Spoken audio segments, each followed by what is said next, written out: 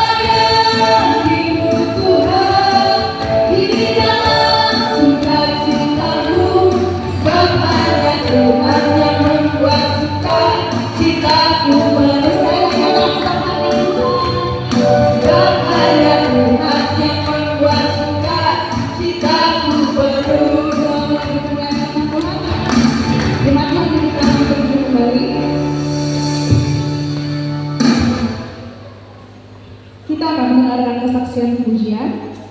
Kesaksian pujian hari ini akan disampaikan oleh remaja pemuda. Kepada remaja pemuda saya persilakan untuk maju ke depan.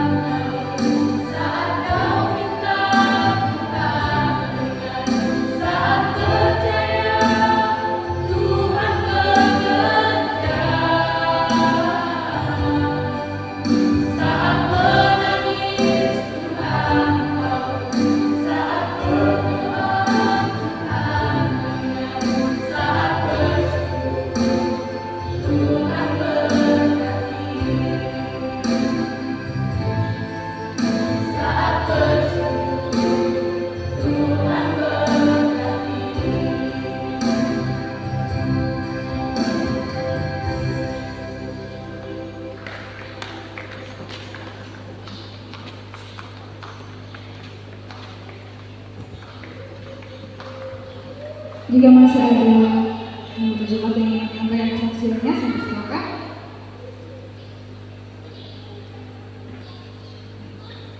Baik, kalau tidak ada, kita masuk ke dalam doa gereja anak. Doa gereja anak ini dipimpin oleh Pak Richard. Kepada anak sekolah minggu, saya persilakan untuk maju ke depan.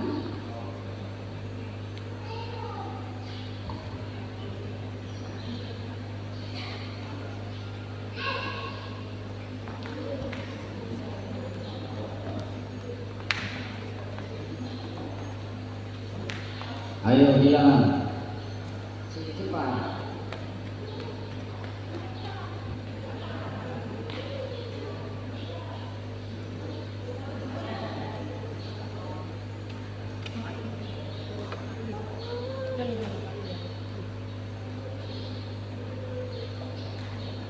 Ya, kita berdoa buat anak sekolah minggu yang akan ibadah sekolah ini. Kita dalam bantuan kita berdoa. Terima kasih terpuji nama Tuhan, kami bersyukur karena penyertaan Tuhan 100 di dalam keluarga kami, buat anak-anak kami yang sudah menolong, menjaga, memelihara di sepanjang minggu ini. Dan saat ini Tuhan, kami menyerahkan ibadah sekolah minggu dalam tangan Tuhan. Biarlah Allah Roh Kudus yang menolong sehingga ibadah boleh berjalan dengan baik. Guru-guru sekolah yang mengajar, Tuhan beri hikmah, sabaran, sehingga mereka boleh mengajar dengan baik. Kami rindu anak-anak kami sejak kecil diajar untuk mengenal Tuhan lebih dalam lagi.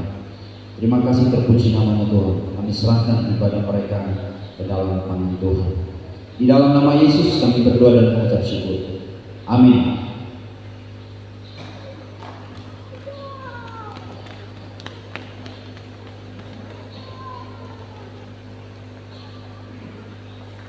Dan mari kita siapkan hati dan pikiran kita untuk mendengarkan kebenaran firman Tuhan yang akan disampaikan oleh hamba-Nya.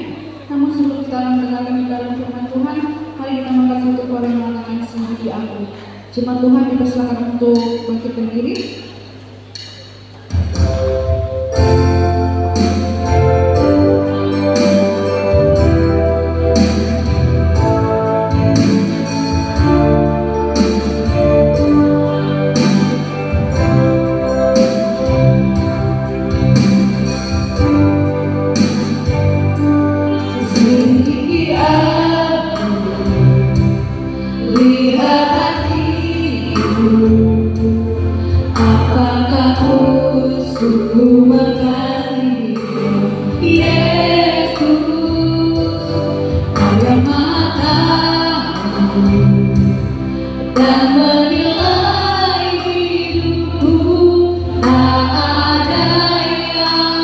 Tersembunyi bagimu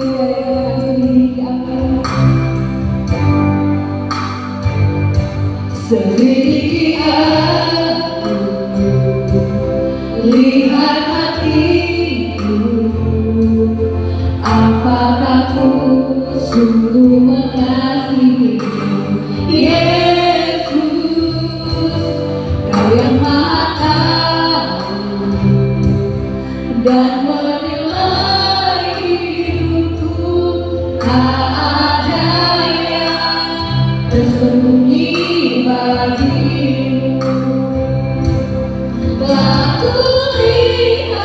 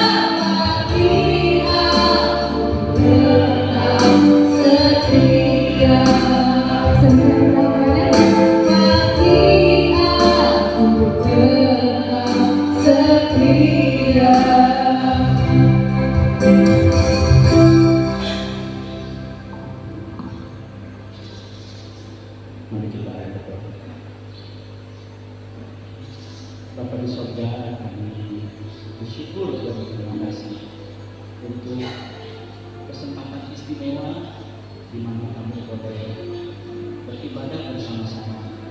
Kami bersyukur bila kami mengingat akan kebaikan Tuhan yang luar biasa dalam hidup kami. Tuhan sudah mengasihi kami sedemikian rupa, rela berkorban, mati di atas kayu salib untuk menebus dosa-dosa kami. Ini adalah kebaikan Tuhan yang terbesar, karya Tuhan yang terbesar bagi hidup kami. Bukan hanya itu saja, tetapi juga sementara kami ada di dalam dunia ini, kami boleh melihat kasih setia Tuhan yang tak habis-habisnya. Tuhan terus memimpin dan menuntun langkah demi langkah kehidupan kami hari demi hari. Oleh karena itu biarlah Tuhan kesempatan pagi hari ini jika kami akan mendengarkan firman-Mu, belajar firman Tuhan, Tuhan kiranya berbicara soal firman-Mu sehingga jemaat Tuhan kami semua, baik yang mendengar maupun yang memberitakan, boleh diteguhkan, dikuatkan, boleh terus mengiring Tuhan, karena kesetiaan Tuhan terlebih dahulu atas Tuhan. Berbicaralah pada kami Tuhan, karena kami siap melihat. Terima kasih Tuhan, di dalam nama Tuhan Yesus kami berdoa dan mengucap syukur. Amin. Silakan duduk.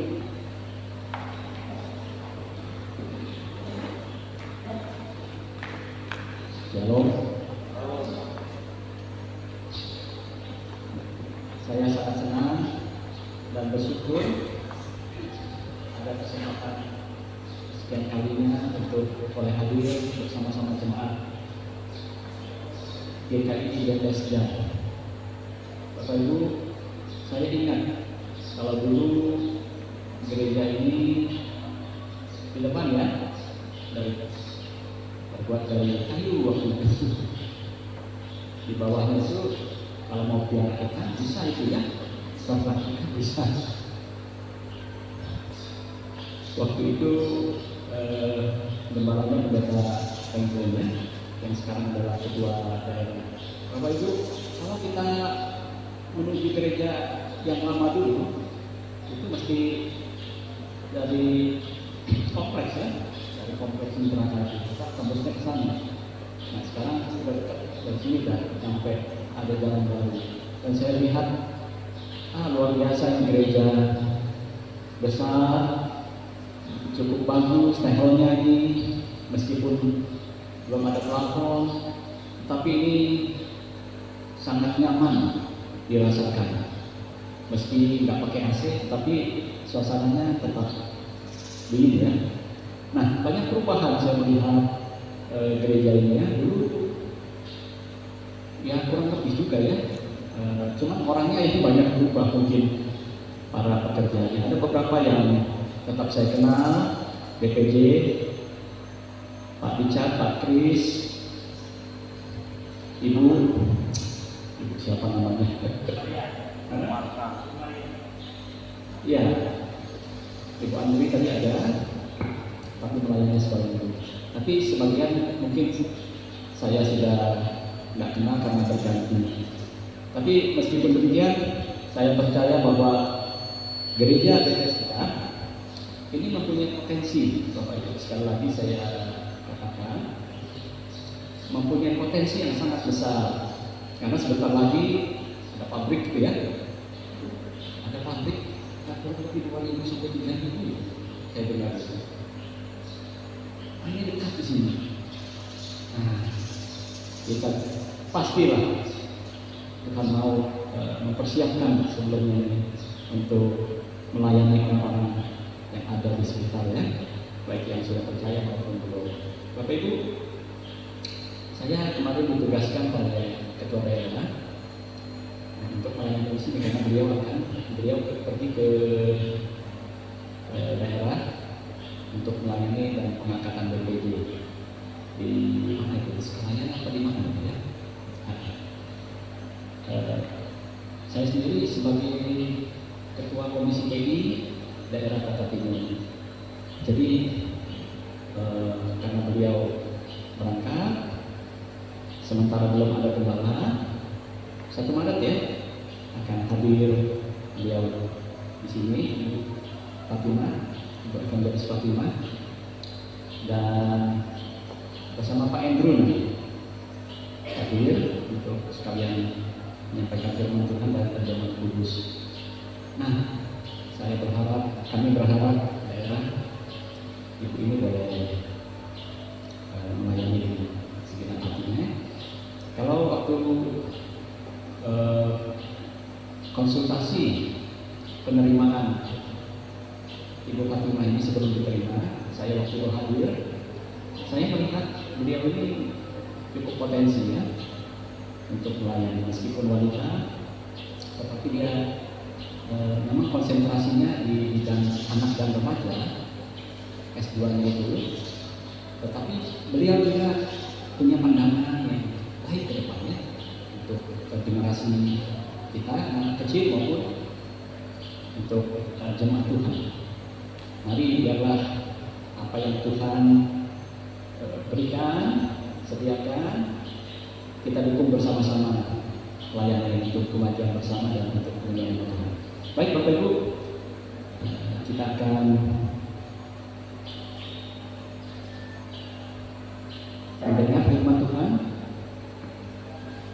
di dalam Mazmur 62. Kita akan membacanya bersama-sama. Mazmur 62. Tema yang saya angkat adalah keindahan dekat dengan Tuhan. Ini Mazmur Daud. Kalau sudah dapat, kita akan membacanya silih berganti ya.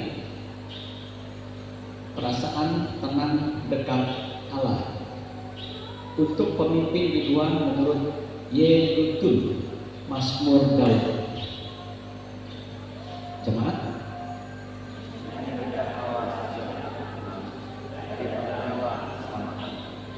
hanya dialah gunung batuku dan keselamatanku, kota bentengku, aku tidak akan goyah. Berapa lamakah kamu tidak menunggu seseorang, tidak melakukan dia, hai kamu sekalian, seperti terhadap dinding yang miring, terhadap tembok yang tidak kokoh. Mereka hanya bermaksud menghempas dia dari kedudukannya yang tinggi. Mereka suka kepada dusta. Dengan mulutnya mereka memberkati, tetapi dalam hatinya mereka mengutuki. Hanya pada Allah saja kiranya aku tenang, sebab daripadanya lah harapan.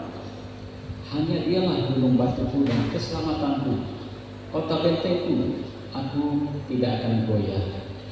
Pada Allah ada keselamatanku dan kemudian gunung batu kekuatanku, tempat perlindunganku, dialah Allah. Percayalah kepadanya setiap waktu, hai umat. Curahkanlah isi hatimu di hadapannya. Allah ialah tempat perlindungan kita. Hanya ini saja orang-orang yang hina, suatu dusta saja orang-orang yang mulia. Dan raja mereka naik ke atas, mereka sekalian digiringan daripada anak. Janganlah percaya kepada pemerasan. Janganlah menaruh harap yang sia-sia kepada perampasan. Apabila harta makin bertambah, janganlah hatimu melekat padanya. Satu kali Allah berfirman, dua kali yang mendengar, bahwa kuasa dari Allah. Dan daripada Allah juga kasih setia ya Tuhan, sebab Engkau membalas setiap orang menurut perbuatannya. Berbahagialah kita yang mendengar firman Tuhan dan menyimpan serta melakukannya. Bapak Ibu yang dikasih Tuhan, nanti kita akan tetap di dalam Mazmur 62 ini Alkitab kita, supaya kita bisa terus menggali dan belajar bersama-sama. Keindahan dekat dengan Tuhan. Bapak Ibu, berbicara kata dekat dalam tema renungan kita hari ini menggambarkan suatu relasi atau suatu hubungan. Kata dekat itu menyatakan suatu relasi atau hubungan. Nah, siapa sih yang nggak senang kalau mempunyai relasi yang istimewa, relasi yang khusus dengan orang-orang yang terpandang memandang orang-orang yang dinilai oleh masyarakat atau sekelompok orang itu orang yang mempunyai sesuatu yang bernilai tinggi karakternya, ya? Atau suatu pemimpin. Siapa sih yang nggak suka dekat dengan pemerintah, bupati atau gubernur atau presiden, apalagi? Ya, tentu kedekatan itu atau hubungan baik itu akan berdampak di dalam kehidupan kita. Tapi Ibu, di dalam teks yang kita baca itu dikatakan Daud, ya, contoh salah satunya orang yang dekat dengan Tuhan, mempunyai relasi yang khusus. Tetapi ada begitu banyak sebenarnya tokoh-tokoh Alkitab di dalam Alkitab, baik dalam Perjanjian Lama maupun dalam Perjanjian Baru. Katakanlah Abraham dikatakan sahabat Allah, ya. Dia bisa berkomunikasi langsung dengan Allah ketika kota Sodom dan Gomora akan dihancurkan oleh Tuhan karena dosa, karena kekejian yang mereka lakukan. Abraham bersyafaat, berdialog, bernegosiasi dengan Allah secara langsung. Ini luar biasa. Abraham tentu mempunyai hubungan yang dekat. Dia dikatakan juga merupakan sahabat Allah. Daniel, Elia, Ayub, itu semua orang-orang yang luar biasa kan dalam Alkitab, yang bisa mengadakan mujizat-mujizat. Atau Ayub, orang yang dianggap atau dibilang oleh Tuhan, dikatakan oleh Tuhan orang yang paling saleh. Tentu orang yang paling saleh dalam teks itu adalah orang yang bersandar pada Tuhan sepenuh hatinya, menjauhi segala kejahatan dan melakukan firman Tuhan dalam hidupnya. Nah, dalam Perjanjian Baru para murid juga pasti dekat, ya, mempunyai relasi yang dekat dengan Yesus. Mereka mengikut Yesus, memikul salib, mau ikut Tuhan. Paulus juga demikian. Nah, Daud, kita akan belajar dalam teks Mazmur 62 ini tentang Daud. Bagaimana sikap, perilaku, tindakan Daud di dalam kehidupan kesehariannya, ya. Sehingga Daud itu disebut orang yang berkenan di hati Tuhan. Nah, Mazmur 62 ini ditulis oleh Daud, dinyanyikan oleh Yedutun. Ini Mazmur nyanyian, pujian, ya.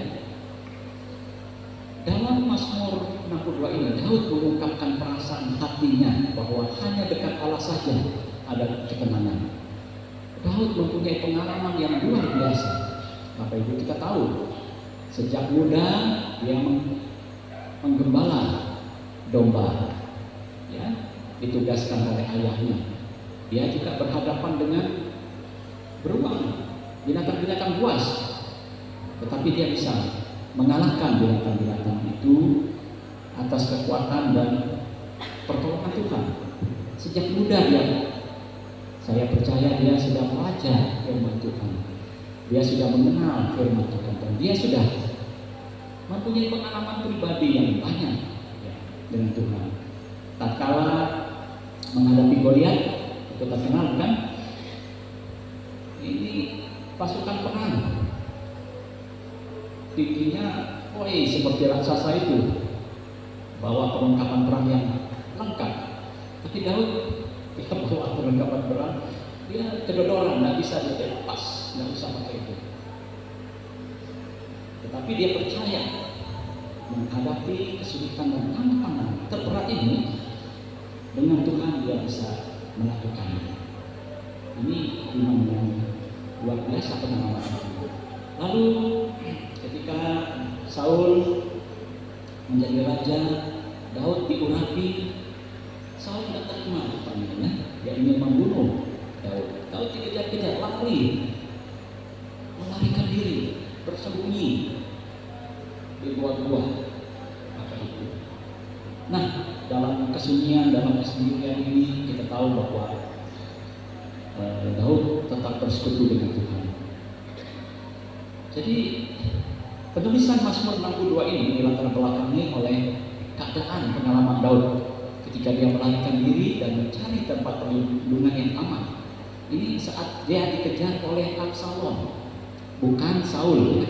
Saul sudah sebelum Daud menjadi raja, sebelum Daud menjadi raja menggantikan Saul. Ini dia sudah menjadi raja, dia sudah mulai tua, Bapak Ibu. Ketika dia menjadi raja, kemenangan demi kemenangan atas musuh kerajaan dia bisa berikan bagi masyarakat. Masyarakat bersorak-sorak. Kalau Saul pulang dari peperangan, rakyat bersorak-sorak juga, beribu-ribu. Tetapi kalau Daud itu berlaksa-laksa banyaknya, ya. Dia dicintai oleh rakyatnya juga. Tetapi pada masa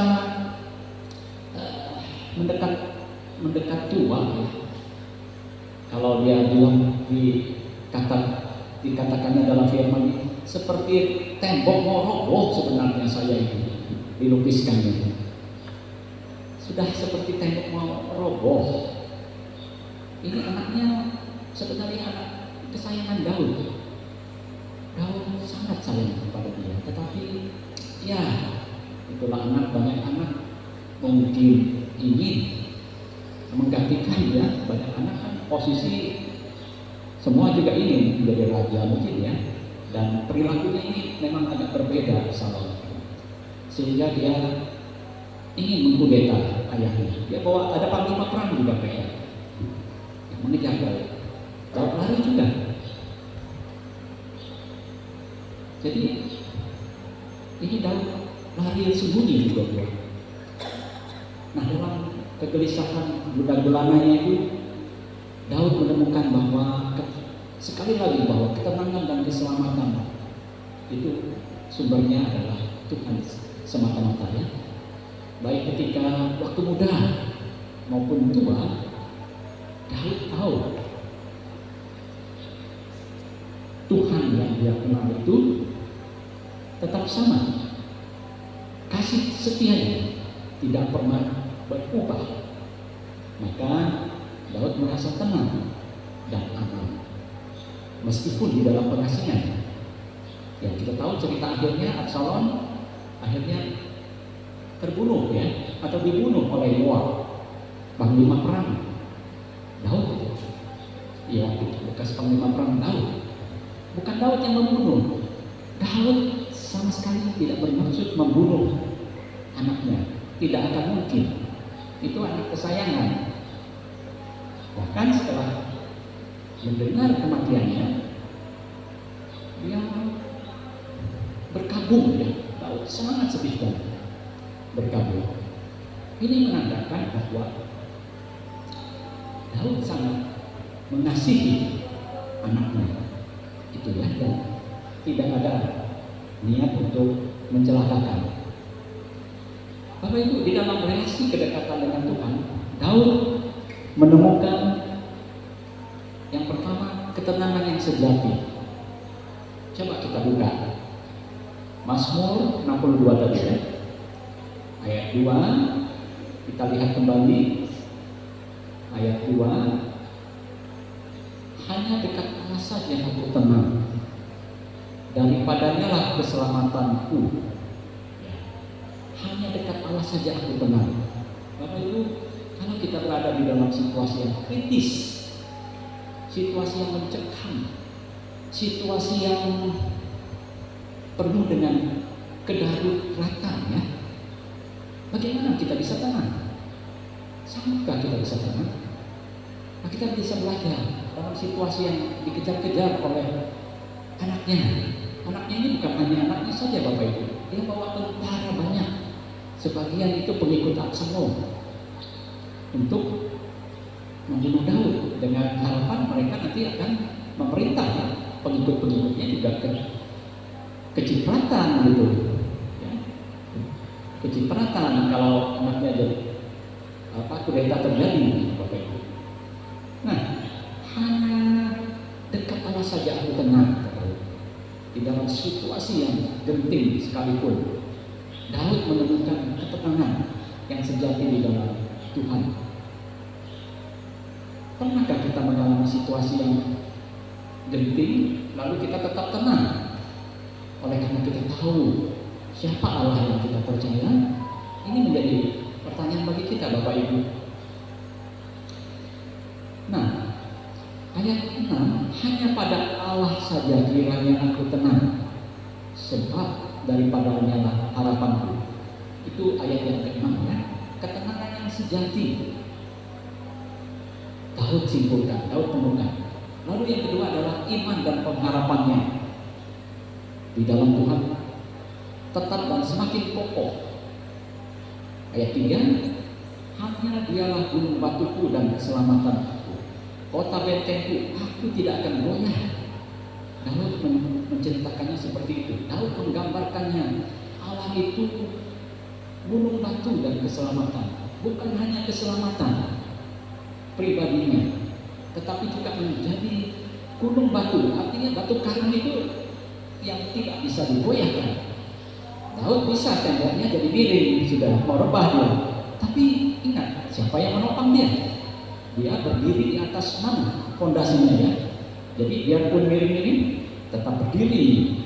Kalau gunung batunya itu adalah Allah, Bapak Ibu yang dikasih oleh Tuhan. Aku kota bentengku, tempat perteduhan perlindunganku hanya Allah. Meskipun kenyataan secara real dia dikejar-kejar, ya. Dia dikejar-kejar. Ini sangat mengkhawatirkan sekali, bukan? Tapi dia tetap tidak goyah. Kekhawatiran itu tidak sanggup menggeser iman, percaya Daud kepada Allah. Bapak Ibu, ini tidak mudah. Seringkali kekhawatiran kita umpamanya, ini masa depan kita bagaimana ini?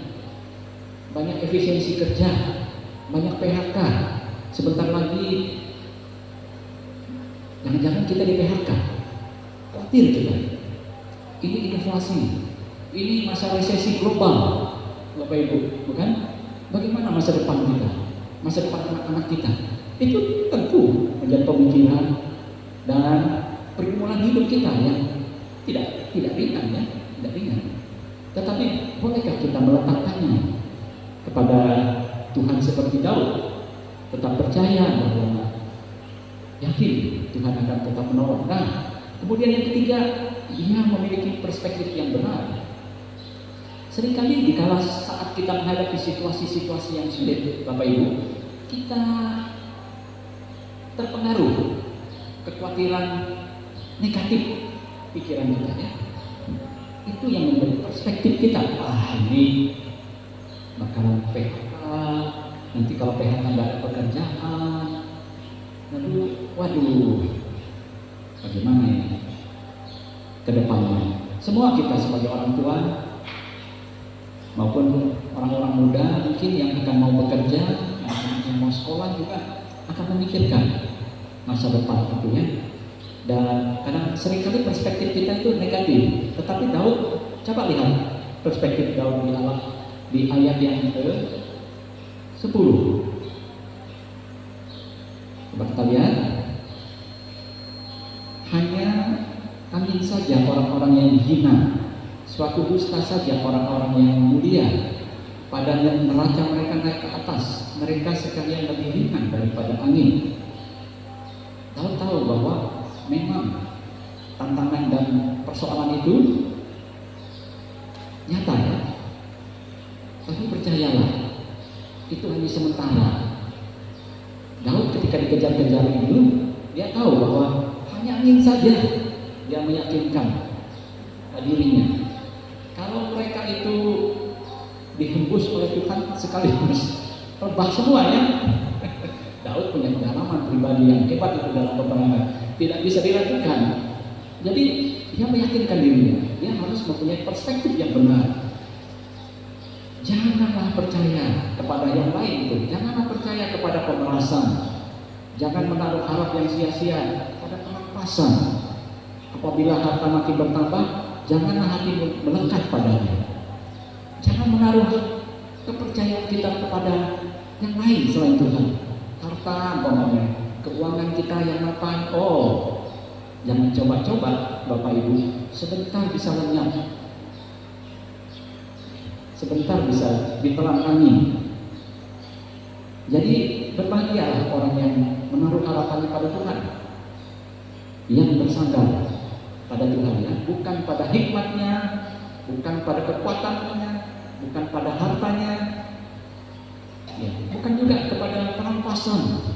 Jadi karena situasi sulit, ayo kita korupsi umpamanya. Itu jangan harap yang seperti itu. Jadi ini Daud mempunyai perspektif yang tajam, yang benar, sehingga dalam perspektif yang benar itu, kekhawatiran, masalah-masalah itu tidak menghimpit dia, tetapi dia akhirnya memperoleh ketenangan. Dia tahu jalan mana yang Tuhan tunjuk. Dia lihat, dia ikuti, dia tunggu, sehingga jalan keluar itu ada. Jalan keluar tetap ada. Daud tahu itu, Bapak Ibu. Luar biasanya. Ya.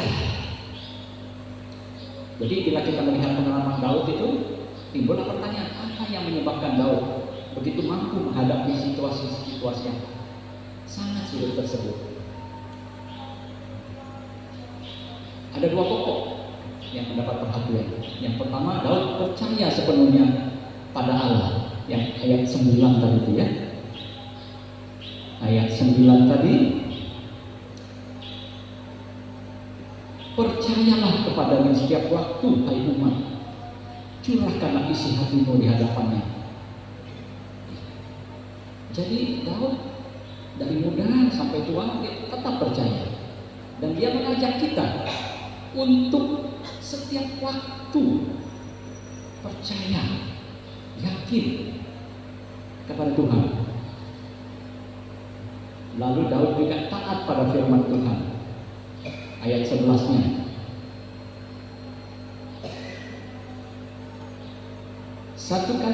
Ayat 12, satu kali Allah berfirman, dua hal yang aku dengar, bahwa kuasa dari Allah asalnya.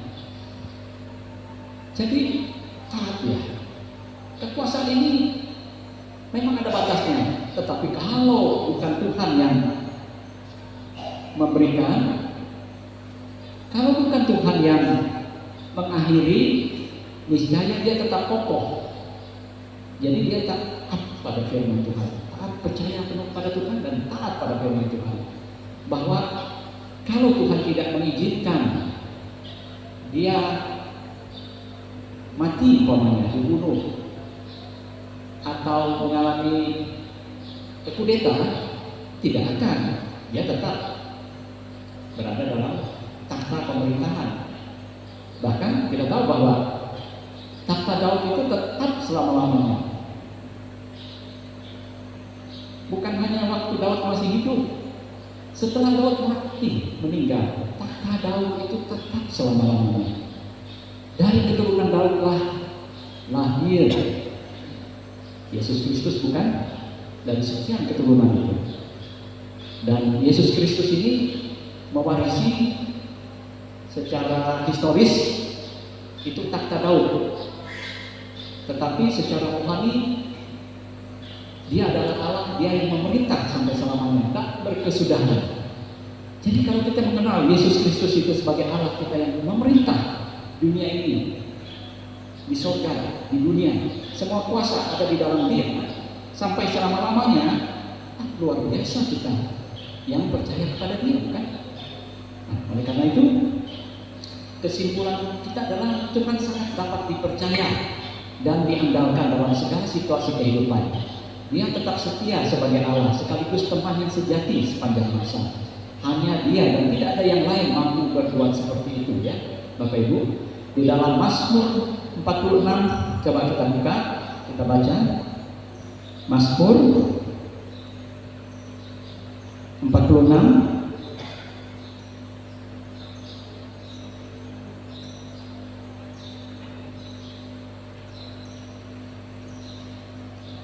ayat 2. Kita baca bersama-sama. Allah itu bagi kita tempat perlindungan dan kekuatan, sebagai penolong dalam kesesakan, sangat terbukti Ini luar biasa ya. Sebagai penolong dalam kesesakan sangat terbukti. Bapak Ibu pasti punya pengalaman yang istimewa dalam keadaan-keadaan suka, senang, bagaimana Tuhan sudah memberkati dan memimpin, maupun dalam waktu kesesakan. Pasti kita banyak pengalaman itu, waktu kesesakan itu ya. Bagaimana kita melihat jalan keluar yang Tuhan beri, sehingga kita masih ada hidup sampai saat ini, itu karena kasih karunia dan berkat dan pimpinan Tuhan semata-mata. Jadi Allah itu luar biasa setia, ya, sebagai penolong dalam kesesakan sangat terbukti. Mazmur 118. Coba lagi kita lihat. Mazmur 118 ayat 1. Kita baca bersama-sama. Bersyukurlah kepada Tuhan sebab Ia baik, bahwasanya untuk selama-lamanya kasih setianya.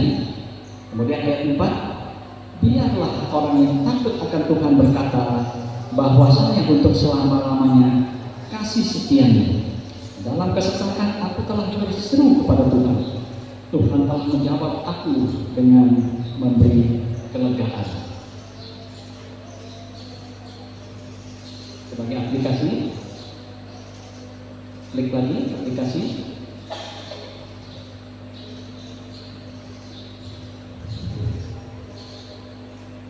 Ini untuk kita renungkan, bagaimana sikap kita dalam menghadapi masa-masa kesukaran, krisis atau penderitaan. Ya. Apakah kita banyak mengeluh, Tuhan tidak memperhatikan saya lagi,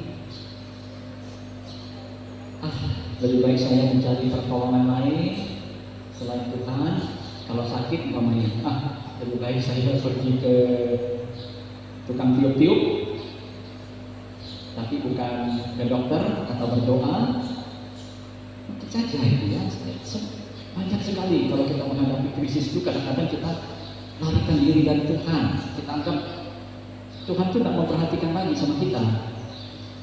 Ya, karena perspektif kita, seperti tadi yang saya uraikan tadi ya, perspektif kita sudah berubah ke hal yang negatif, bukan yang positif, bukan yang sesuai dengan firman Tuhan. Ya. Bagaimana sikap saya sebagai orang percaya dalam menghadapi dunia yang penuh dengan ketidakpastian, ancaman resesi global, PHK, hal ini sungguh-sungguh merisaukan, Bapak Ibu. Di tahun-tahun terakhir ini, masa pandemi, kita menghadapi resesi juga, pertumbuhan itu sampai minus ya, pertumbuhannya. Jadi mengalami inflasi. Sampai saat ini kita harus bangkit lagi ya. Apakah saya tetap menantikan Tuhan bertindak dan tetap mengandalkan Dia sesulit apapun keadaan yang tengah dihadapi? Ini menjadi pertanyaan. Saya pernah menghadapi krisis dalam pengertian sakit, saya itu sampai tidak bisa bergerak rasanya saya. Walaupun saya sebagai seorang dokter, kalau saya menolong orang sangat mudah, tapi kalau saya sendiri yang sakit, tidak bisa saya berpikir dan bisa saya harus gimana. Sampai mau bergerak pun, saya waktu itu tidak bisa rasanya. Dan sendiri di rumah waktu itu istri dan anak-anak ada di tempat lain. Aduh, betul-betul luar biasa yang saya pikir. Lalu saya tahu Tuhan yang saya percaya itu adalah Tuhan yang hidup. Saya cuma serahkan aja, Tuhan, saya kondisinya seperti ini, sudah seperti rasanya sekarang saya rasakan. Saya serahkan diri saya kepada Tuhan. Tuhan jaga dan pelihara. Kalau Tuhan ambil, saya tahu bersama Tuhan saya tetap aman. Dimanapun saya berada, pernah saya mengalami seperti itu ya. Lalu pernah waktu naik pesawat mau ke Tarakan dari Balikpapan, waktu itu kabur, nggak bisa lihat, nggak bisa mendarat si pilotnya. Putar-putar dulu dia tapi nggak bisa. Akhirnya dia putuskan untuk kembali. Aduh, ngeri juga kalau di atas. Kalau di bawah kita nggak apa-apa, dia hujan lebat atau apa-apa kita akan aja lah. Kalau di atas tuh kalau jatuh, aduh bagaimana anak istri? Itu yang kita pikirkan pertama-tama ya, bagaimana masa depan mereka. Lalu pernah lagi sekali dari Balikpapan ke Jakarta, mau mendarat juga sama peristiwa ini. Tapi ini diucapkan lebat sekali, sehingga jarak pandang pilot itu cuma hanya berapa meter aja, 5 meter aja, nggak sampai katanya. Ya 5 meter gitu.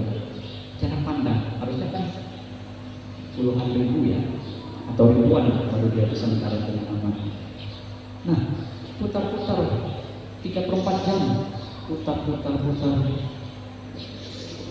kan gelap situasi juga, nggak nyaman gitu, tekan, bisa jatuh pesawat. Kalau cuaca buruk, baru-baru ini kan Pak Kapolda yang ini mendarat darurat, cuaca buruk, tapi akhirnya mendarat juga. Lebat sekali hujannya, mendarat dalam kondisi yang hujan lebat itu.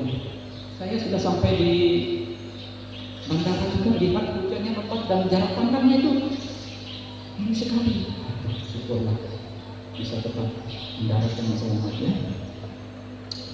Jadi setiap orang percaya yang mengandalkan Allah hendaknya dapat mengatakan, Bapak Ibu, saya tidak akan membiarkan kesukaran, krisis, penderitaan bagaimanapun menggoyahkan kepercayaan saya pada Tuhan. Ya. Hendaknya kita bisa mempunyai hati yang kuat teguh ya. Saya akan tidak membiarkan komitmen kita, kesukaran, krisis atau penderitaan bagaimanapun menggoyahkan kepercayaan saya kepada Allah. Kita perlu mengatakan bahwa keselamatanku datang dari Dia. Kita sudah diselamatkan, aman kita dalam situasi apapun. Kita anak Tuhan yang sudah percaya kepada Kristus sudah diselamatkan, sudah ada jaminan pasti masuk surga. Jadi dalam dimanapun, pada saat kapanpun, itu tidak masalah lagi. Ketika kita dipanggil, kita percaya bahwa kita tetap bersama Dia dan Dia sendiri menjadi batu karang keselamatan dan perlindungan kita. Jadi pada masa kekhawatiran atau ancaman, saya akan menyerahkan diri kepadanya dengan doa yang sungguh-sungguh, mencurahkan isi hatiku kepadanya dan menantikan Tuhan untuk bertindak menolong saya, bahwa Dia akan menanggapi dalam kasih dan belas kasihan terhadap keadaanku. Daud di Mazmur 118 tadi mengajak kita semua bersyukurlah kepada Tuhan, sebab Dia baik, bahwasanya untuk selama-lamanya kasih setia. Ya, belas kasih Tuhan itu selama-lamanya. Jangan kita percaya kepada omongan yang dibisikkan oleh orang lain atau yang dibisikkan oleh kuasa gelap, bahwa Tuhan tidak mempedulikan ketika kita menghadapi masa-masa sulit. Bahwasanya untuk selama-lamanya kasih setianya. Tuhan tidak pernah meninggalkan anak-anaknya. Kita adalah anak-anak yang sudah ditebus, yang dikasih Tuhan. Itu akan tetap selama-lamanya. Bapak Ibu, nah semuanya ini akan bisa kita lakukan bila kita bersikap atau bertindak seperti yang Daud lakukan. Slide selanjutnya. Yang pertama adalah bergaul akrab dengan Tuhan. Ya. Slide selanjutnya. Suka dekat Allah. Mazmur 73 ayat 28. Coba kita baca ini, bagus sekali Mazmur ini. Bergaul akrab dengan Tuhan. Ya. Dia suka dekat dengan Tuhan. Mazmur 73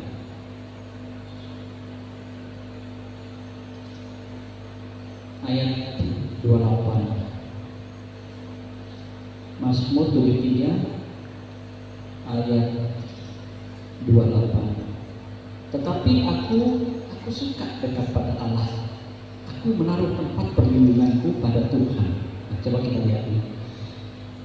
Daud dari muda suka dekat dengan Allah. Itu rahasianya ya. Ada ketenangan itu. Keindahan dekat dengan Tuhan.